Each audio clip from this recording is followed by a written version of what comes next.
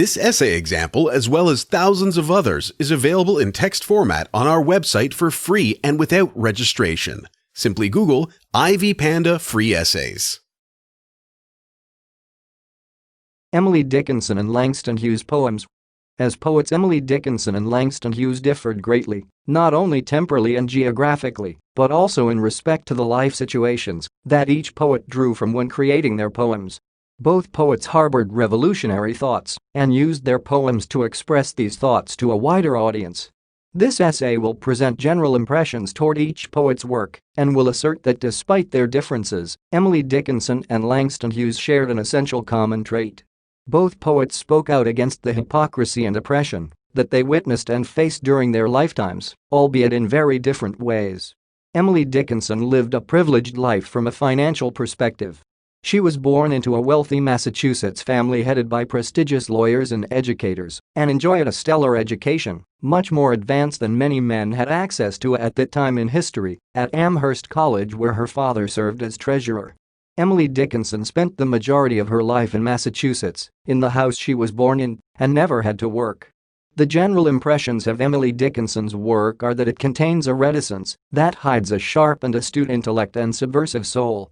Although she lived a life of recluse, she missed nothing and wrote critically about the society she lived in. Emily Dickinson's intellectual horsepower surpassed many minds of her generation. However, her solitude, reclusive bent and shy demeanor meant that few of her poems saw the light of day during her lifetime.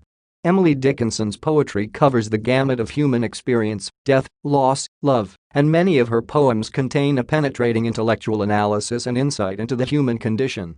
An example is Because I Could Not Stop for Death. This poem speaks to the human view of death as something to be avoided and feared, rather than a natural part of life. Because I could not stop for death, he kindly stopped for me, the carriage held but just ourselves, and immortality.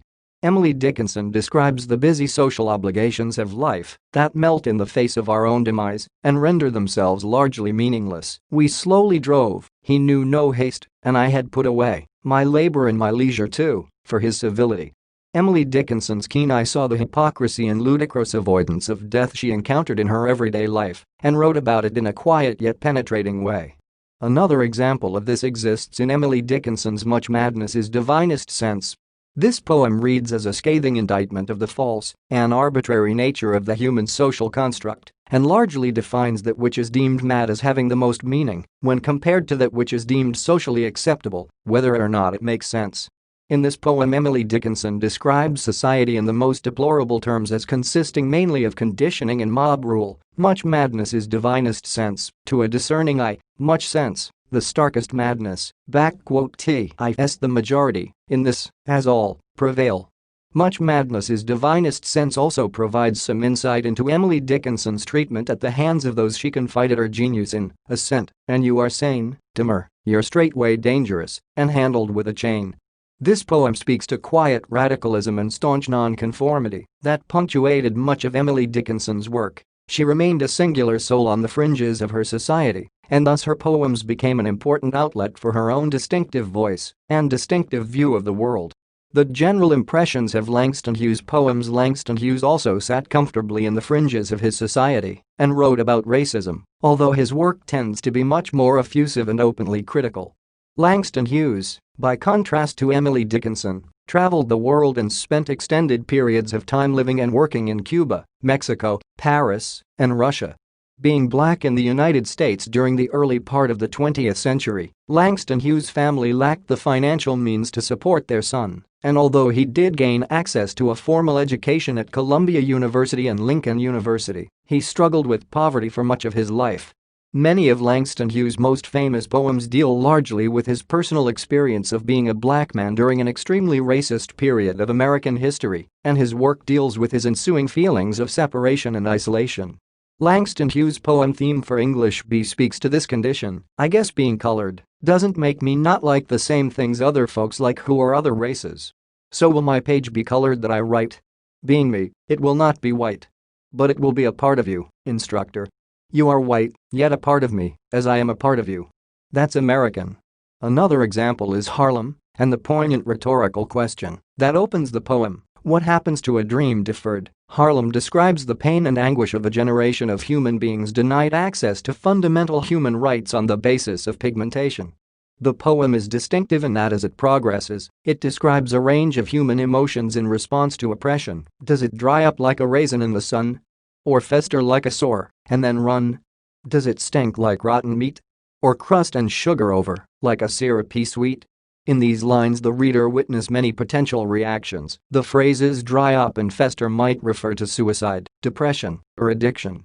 Stink may refer to death. Sags like a heavy load speaks to the weight of oppression and its impact on the lives of the millions who endure it. Interestingly, the poem ends with the image, or does it explode? Hughes ends the poem with a violent image that may refer to anger, and in many cases, may be the harbinger of the racial rebellion that eventually took place in the United States 40 years after the poem was written during the Civil Rights Movement. As poets, both Emily Dickinson and Langston Hughes. Emily Dickinson wrote about the social mores at work during their lives, and while each poet lived an extremely different life, both drew from personal experience and observation to write critical responses and commentaries on the worlds they lived in. Although Emily Dickinson lived as a recluse, she wrote penetrating insights into the society she lived in. Similarly, Langston Hughes wrote about the hypocrisy of racism. Both poets tailored their revolutionary thoughts to be expressed through their poems and used their creative talents to criticize the society they lived in. This compare and contrast essay on Emily Dickinson and Langston Hughes poems was written and submitted by your fellow student. You are free to use it for research and reference purposes in order to write your own paper. However, you must cite it accordingly.